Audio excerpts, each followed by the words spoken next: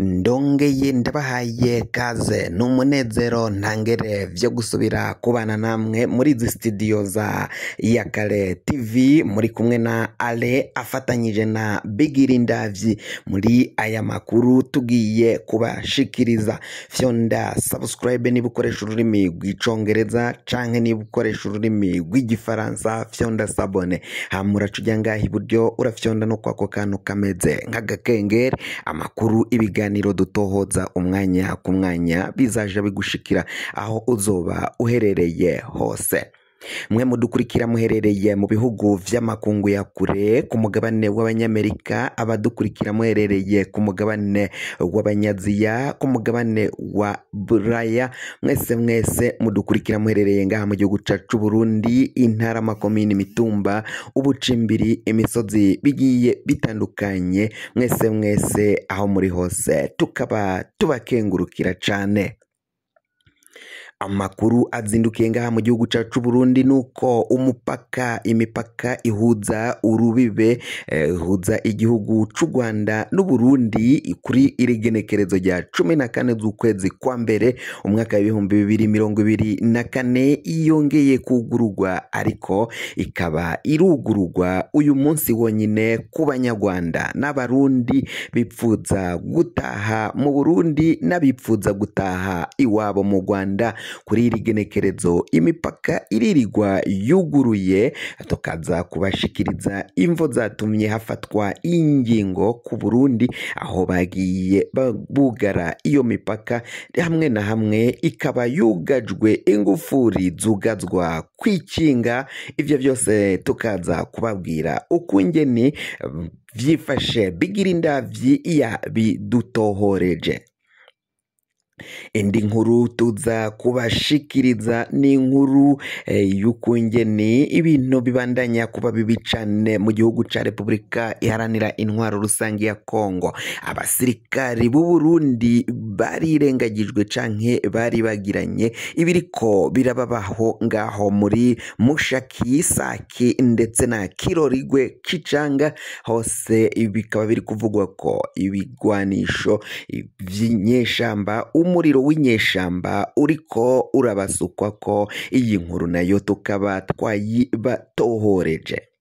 Mu ntara ya Kayanza abatari bakeya barafashwe bafatiwe mu ruzi Mwogere, ruzi ruri mu rubibe hagati y'igihugu c'u Burundi n'igihugu c'u Rwanda.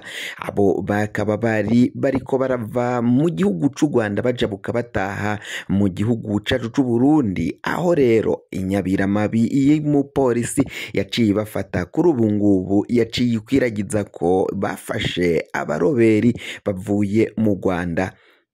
Abo rero bariko ngo baratahuka bamwe bava mu gihugu ca Kenya aho baronderera ubuzima, bageze mu Rwanda basanga rwabuzuriye ko babapfunyira ko imipaka, bakaba bariko barajabuka. Vyose muraza mwumvirize ukungeni abategetsi batanguye kuvuga ko abo ari abaroberi bafashwe bariko barava mu Rwanda. Ntuze uje kure, inkuru imwe ukwayo. Nkuko nari mpejeje kubikubwira rero, reka aya makuru tuyatangurire kuri iyi nkuru twatohorejwe na Bigirindavyi, inkuru y'ukungene abategetsi b'igihugu c'u Burundi bafashe ingingo yo kugurura imipaka kuri iri genekerezo rya 14 ukwezi kwa mbere umwaka 2024. Bigirindavyi, aya makuru yifashe gute? Nkuko twabibatohoreje, amakuru ariko aravuga ko kuri iri genekerezo ingingo yafashwe n'ubutegetsi, ingingo yafashwe ivuye muri ntare rushatsi. Umukuru w'igihugu Varisito Ndayishimiye akaba yemeye kongera kugurura imipaka yari yapfunzwe muri iyi ndwi twariko turaheza, aho umukuru w'igihugu Varisito Ndayishimiye yari yavuze ko imipaka yugawe, ariko hakaba hari hugaraniwe benshi ngaha mu gihugu bo mu Rwanda, mbere kandi hakaba hari bugaraniwe benshi mu gihugu kibanyi c'u Rwanda aho bariko baratahuka, abandi bakaba barugariwe ko imipaka batari biteguriye iyo ngingo yo kugara imipaka. Abari baragiye mu birori bitandukanye, abari baragiye ku mvo zitandukanye zo kuramutsa abagenzi haba mu gihugu kibanyi c'u Rwanda, mbere n'abandi bari barinjiye ngaha ku butaka bw'u Burundi baje kuramutsa ababanyi n'abagenzi. Ivyo ngo rero vyaragize ingorane zikomakomeye cane kuri abo bantu, kubera ko bamwe barafashwe barafungwa, abandi baracyahohoterwa, abandi barakubitwa, abandi baranyurujwe ntawuzi aho baherereye. Abanyurujwe rero ni Abanyarwanda bari ngaha mu gihugu c'u Burundi, mbere n'abo baciye bafungwa ni Abanyarwanda bari ngaha mu gihugu c'u Burundi. Abari ku gataka k'u Burundi barafise ingorane. Abenshi rero mu batari bakeya abaharanira agateka ka zina muntu mbere n'amakungu barasavye ko Uburundi bwodohora kuri iyo ngingo, bugatezurira abashaka gutaha bagataha, hama imipaka ikazobona ko usubira kugagwa. Ivyo nivyo vyapfunditswe mu nama yabereye muri Ntare Rushatsi yahuje umukuru w'igihugu, abajenero batandukanye, abajejwe umutekano haba mu gisirikari, mu gipolisi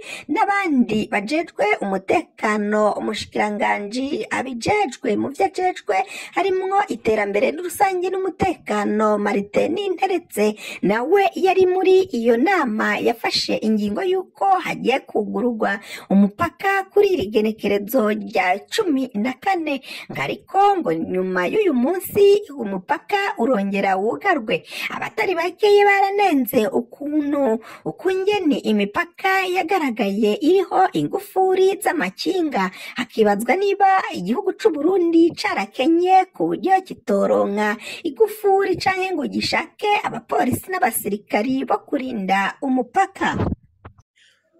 Urakoze cyane Bigirindavyi we. Amakuru udushikirije, reka tubandanirize kuri iyi nkuru ivuga ukungene abasirikari b'u Burundi mu gihugu ca Repubulika Iharanira Intwaro Rusange ya Kongo ibintu bibandanya kuba bibi cane, aho bariko barasukwa ko ibibombe vya M23, abandi bakaba bafashwe bugwate, bafashwe nk'imbohe. Biravugwa ko hari abasirikari 11 b'u Burundi muri iyi ndwi duhejeje turiko turaheza bafatiwe ku rugamba b'u Burundi, ngabandi barapfuye, ibiziga vyabo vyabuze gihamba kandi ntivyatahukanwe ngaha mu gihugu c'u Burundi. Abo basirikari barungitse ubutumwa baravuga ko ibiriko birabako ngaho mu gihugu ca Repubulika Iharanira Intwaro Rusange ya Kongo ari akamaramaza, bagasaba umukuru w'igihugu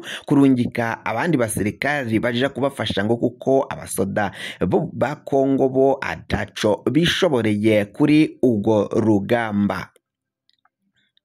Indi nkuru tugira tubashikirize ni inkuru iri mu Kayanza, mu ntara ya Kayanza, aharafatiwe abantu bashika kuri 6. Abo 6 baragirizwa ko ari abagwanyi, ari abaroberi bavuye mu Rwanda, bafashwe bajabuka uruzi Mwogere, uruzi ruri hagati y'igihugu c'u Burundi ndetse n'igihugu kibanyi c'u Rwanda. Urwo ruzi ruri mu rubibe, bafashwe bajabuka, aho rero bivugwa ko bamwe bariko barava mu bihugu vy'amakungu, batari baturutse mu Rwanda, ahubwo bari bazananye inzira yo mu Rwanda, ariko bagera ku mipaka bagasanga gwabuzuriye ko. Baciye bibaza ukungene bashobora kujabuka, baca mu nzira zitarekuriwe n'amategeko, hama igipolisi kirabafata. Igipolisi giheza kubafata caciye kirungika amafoto yabo ku mbuga hwaniro bavuga ko ari abagwanyi bafatiwe mu ruzi Mwogere bariko barajabuka baza kugwana ngaha mu gihugu bavuye mu Rwanda. Ngo biravugwa ko iyo nyabiramabi y'igipolisi ifise ipeti rya premier sergent de police yaciye ikwiragiza ayo mafoto ari ukugira ngo irabe ko yoduzwa mu mapeti mu gukora ivyo igihugu c'u Burundi cipfuza. Kugira ngo amakuru mwene nkaya azaragushikira wafyonda subscribe niba ukoresha ururimi rw'icongereza canke niba ukoresha ururimi rw'igifaransa urafyonda sabone, amakuru ibiganiro dutohoza umwanya ku mwanya bize bigushikira aho uzoba uherereye hose.